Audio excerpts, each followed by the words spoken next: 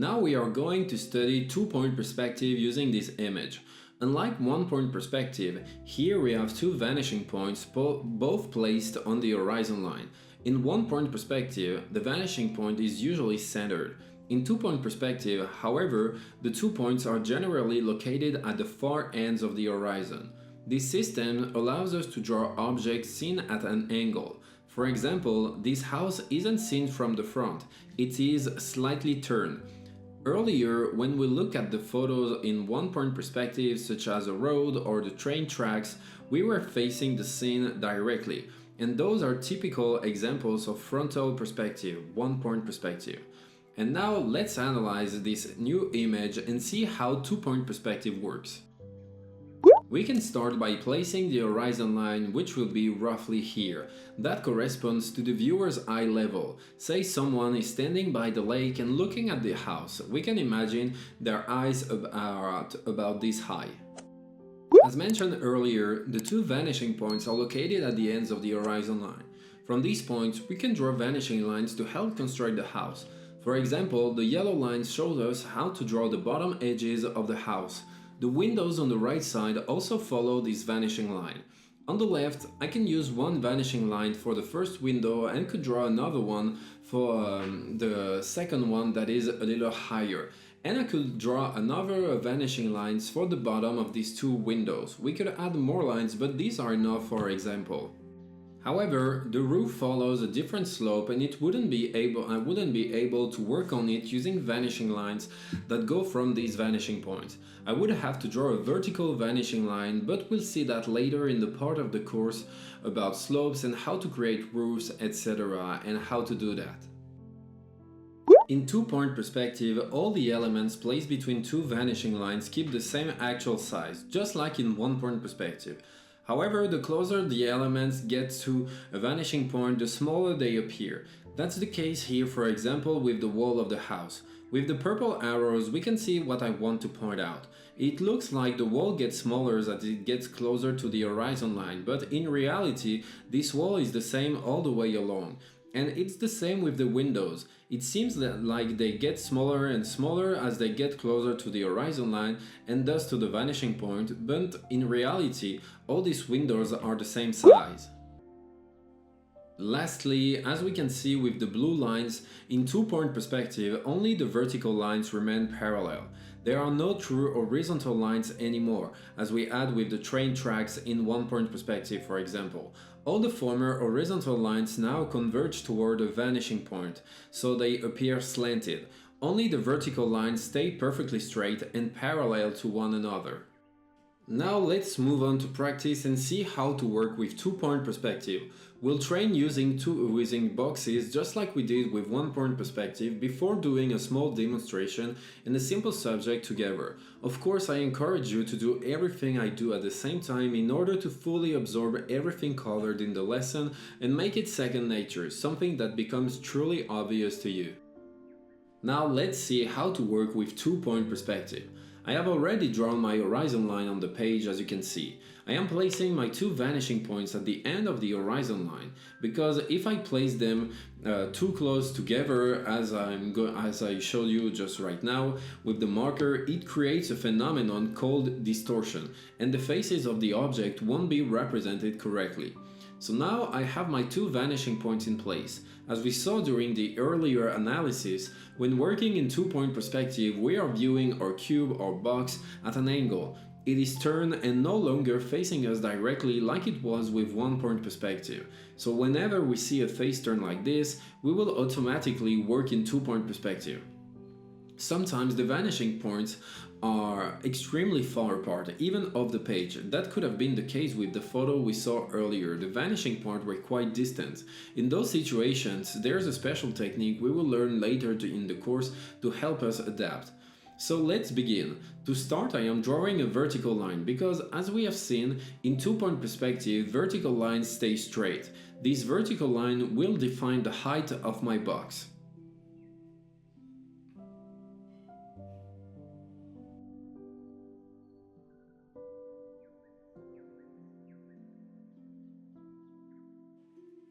From the top and the bottom of this line, I can draw two vanishing lines, and I will connect these 2 points to my first vanishing point on the left, just like this, using light lines each time, because this line in the end will be erased.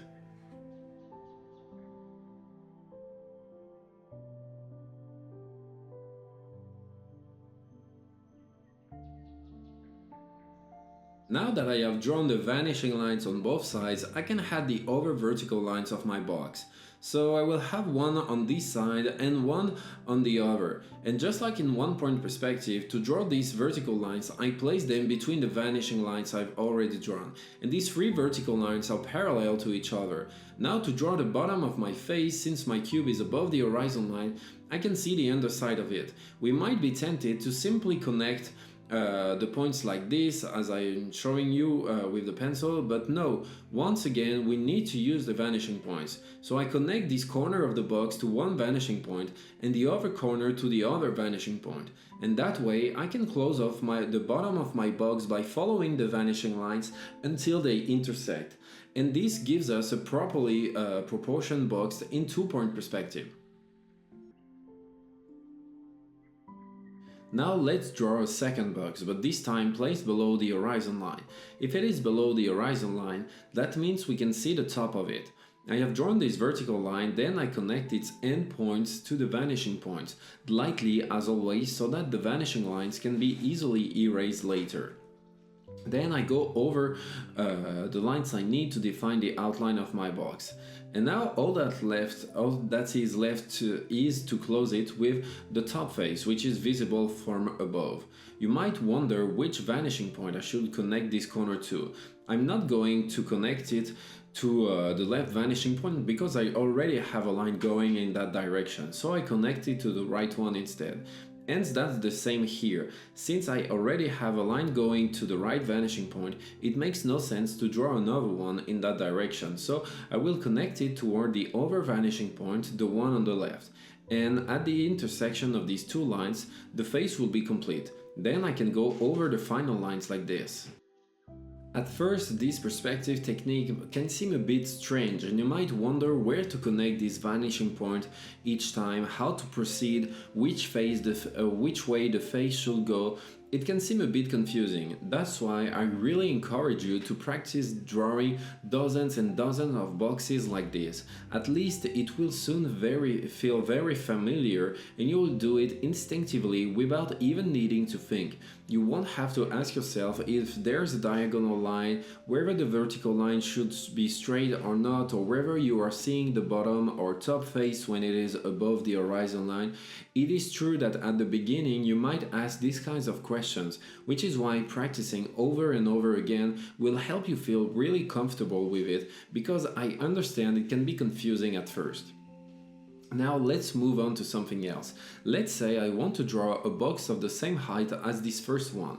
Well, I can again use my vanishing lines. I know that if I draw a vertical lines between these two vanishing lines, it will mean the height is the same as the one I drew earlier. So now I have this face drawn between these vanishing lines. All that is left is to connect it toward the vanishing point. The depth of my box will also be identical to the one I drew earlier because it is between the same vanishing lines.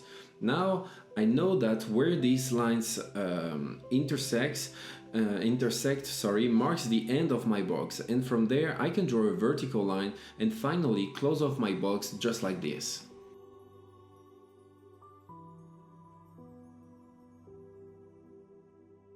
If you are enjoying this video, know that there are many more waiting for you. On my website, you will find dozens of hours of real-time drawing lessons. We cover all the main topics, the fundamentals to get started, portraits, the human body, animals, and perspective to build entire scenes. Each tutorial is guided from start to finish, as if you were drawing right by my side. You will learn how to correct your mistakes, how to gain precision, and give more strength to your drawings. So if you want to improve and explore all these drawing courses, click on the link in the description. Otherwise, let's get back to this video.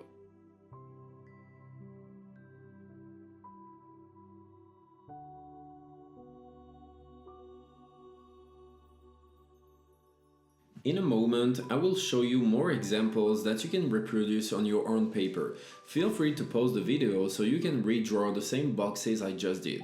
The principle is the same. Now let's see what else we can do. For example, we can try stacking or overlapping boxes, placing them one behind the other. So here I had the first box in the foreground. From there I can draw some vanishing lines. Let's imagine that the box behind is taller, but since we already have one box in front, we won't be able to see certain parts of the one behind, because the earlier this horizontal box we drew is blocking the view from the front. So next to it, I can draw another vertical line to show that the box would be a bit taller if the front one weren't hiding it. Then I can connect it to the vanishing point. We can imagine that the full box would look a little bit like this with these dashed lines that I can add. But it's not fully visible. And finally, I close off the top of this box by connecting it to the vanishing point, since it is below the horizon line, meaning we are seeing its top. We can also try drawing more boxes placed right next to the ones we have already drawn. For example, since one is already there on the left, that means we won't see the depth on that side anymore. So we don't see the depth of this box, we only see its front face. Well, I mean, we only see its face on the right. And the same goes for this one. I can draw another one, but we won't see its face on the left, because there is the first one we initially drew. And finally, why not draw another, much larger box above the others? I can sketch it like this and place it right in the middle of all the other boxes.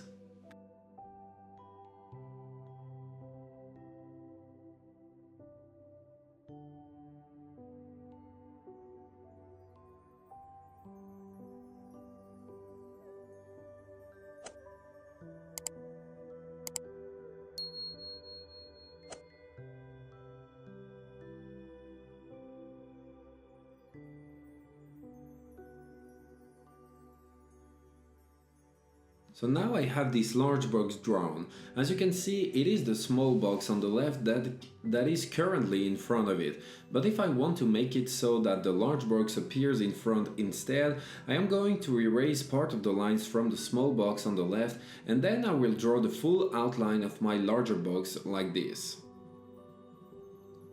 And now we can see that the entire face of this new and larger box, and it is clearly the one in front, and the smaller one I drew earlier is now pushed slightly into the background. So before moving on to a more complete practical project, I strongly encourage you to practice drawing a lot of boxes like this, placing them side by side, some overlapping in front or behind, to really develop a solid understanding of two-point perspective.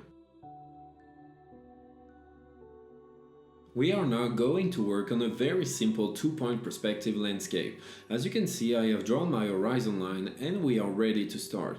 We are going to keep it really simple, just some basic buildings along a street.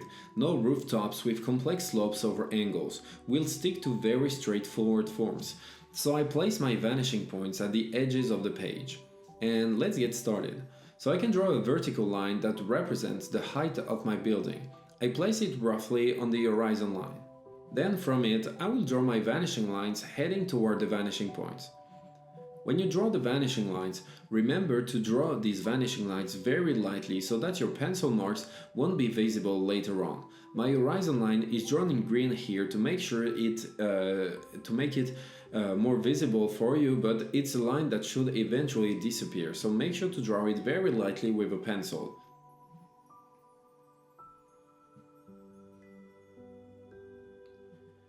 So now I have almost drawn one face of my building. The vertical lines are straight and the horizontal lines are connected to the vanishing point. My building is now complete.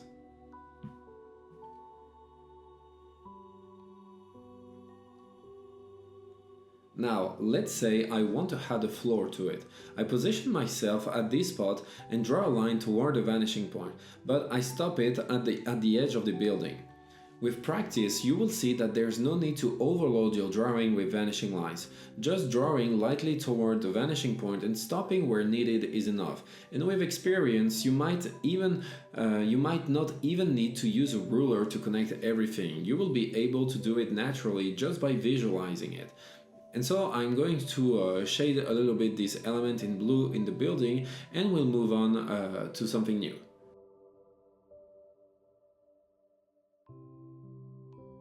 For this building, I can't see the underside because it is below the horizon line, and I can see the top of the roof either, since part of it is above the horizon line.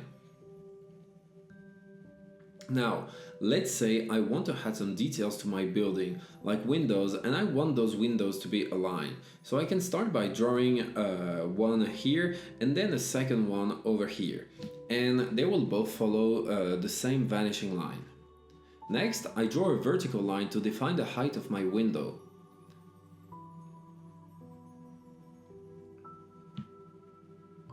The line that defines the bottom edge of the window, the horizontal line, will simply follow the vanishing line that I am about to draw.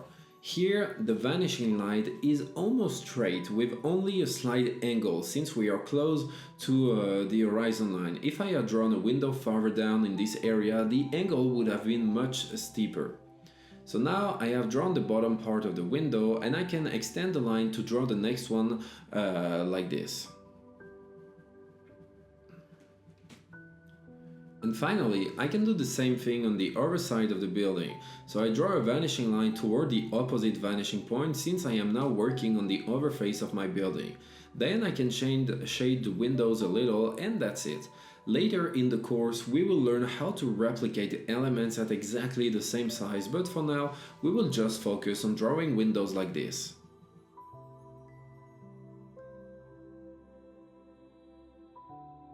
Then I can draw a door, for instance, at the entrance of my building, with a vertical line being straight and the horizontal line, the width of my door, being connected to the vanishing point. And I can draw a series of horizontal lines like this to decorate my door, and all these lines go, of course, toward the vanishing point. Then if I want, I can also add a decorative element with this vertical stripe. That's just to illustrate once again that it's a vertical element, meaning it is a straight line that doesn't go toward a vanishing point when we are working in two-point perspective. Now, why not draw another building that is taller and located just behind this one? So I can draw its height like this, and one face will go toward the vanishing point over here, and the height will be closed off around this area. So I can go much lower than that because it is hidden by the first building in front of it. Then on the other side, I draw the depth of the building, the other face, using the other vanishing point. I want the different buildings to be aligned, so I will draw a vertical line that's at the same height as the front building on my vanishing line. And now I can add a bit of decoration, some kind of New York style decoration on the skyscrapers with darker details that we can place here and there. Also, keep in mind that we are still at the very beginning of the course. There are lots of concepts to take in, so when I shade with my pencil in this perspective lesson and the next ones, I am not really focusing on light and shadows or on dark versus light values. I am just adding a bit of tone or texture to give some style to the drawing. But we are not going to explore shading just yet, that will be too much to focus on at once. So now I will add some vertical lines to create window frames across the wall. These vertical lines are straight, of course, while the horizontal ones used for the windows panes will, of course, go toward the vanishing point.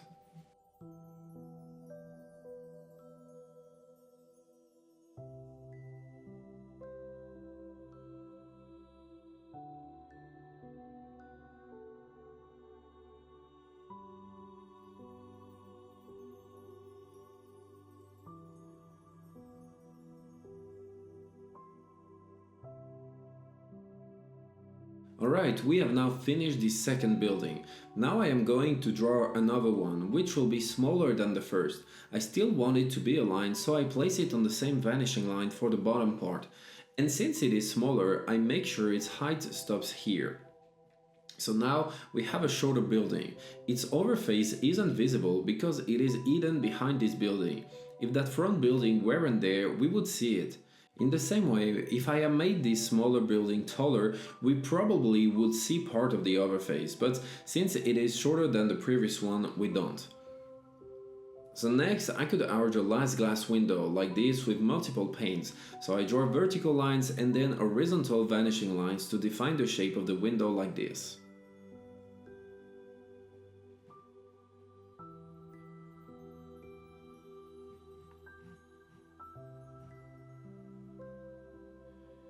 Okay, now let's imagine another building, but this time much taller. That means we will be able to see both of its face, even though the left face will be partially hidden by the building we just drew. Part of its height will stop right where the small building ends. So for this one, I can clearly see the right face, but the left face is a bit blocked by the previous one.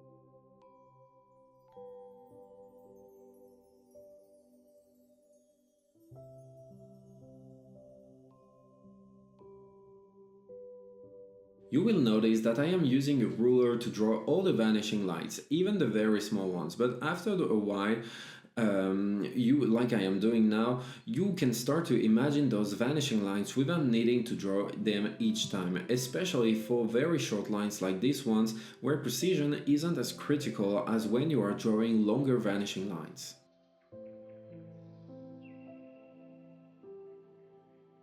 We could keep drawing more buildings, but I think that this already illustrates things well enough. Now, why not draw the road alongside these buildings? So here, we can imagine a small sidewalk like this one going toward the vanishing point and running along the side of the buildings. So there we go, the thickness of the sidewalk is clearly marked and I can connect it to the other vanishing point on the opposite side like this. Then I had a few vertical lines to give it a bit of height.